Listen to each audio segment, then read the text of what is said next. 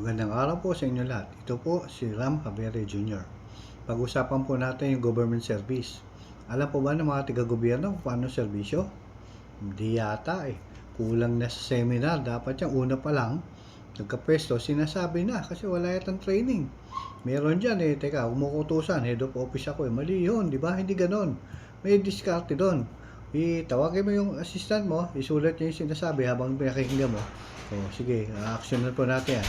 Utos basta, action na yan, i-feedback nyo sa kanila at sabihin nyo sa akin. Ganun po, hindi yung kutusan. Anong klase yun? Hindi ganun.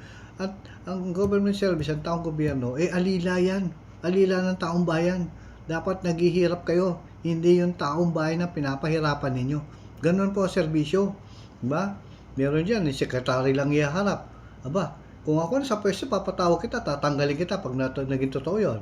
Yung sinasabi ng taong bayan. Hindi tama po yan. Maling-mali po yan. Kunyari, sasabihin ninyo, ilipat niyo yung pangalan ng sakyan niyo. Sample lang po O, yun ba convenience sa tao yun? O convenience nyo? Diba? Para alam nyo sino may-ari. Mali, di po ba? Kung gusto nyo ganon, gumamit kayo ng SWOT analysis.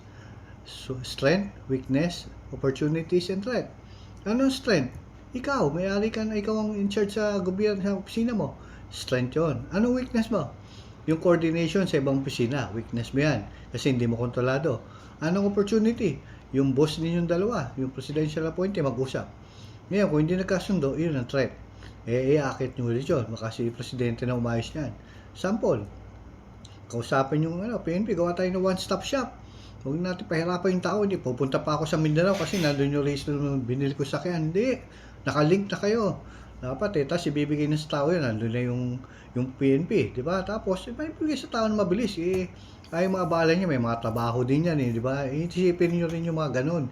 Sample yan, okay, sasalan niyo yung EDSA, o ad even lang, di ba? Ilawat pa ni Presidente, maling-mali yun, ano yun, sinyo, convenient ba ng taong bayan nyo? Convenience nyo, baka yabang ng point of view lang, di ko sasabing totoo.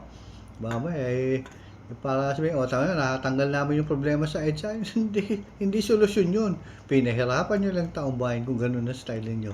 Di po ba? Maling-mali po yun. Dapat po, komportable yung taong bayan, hindi po yung taong gobyerno.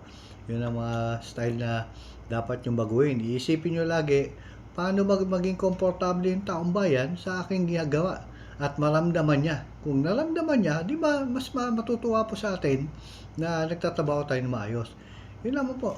Magandang araw po sa inyo lahat.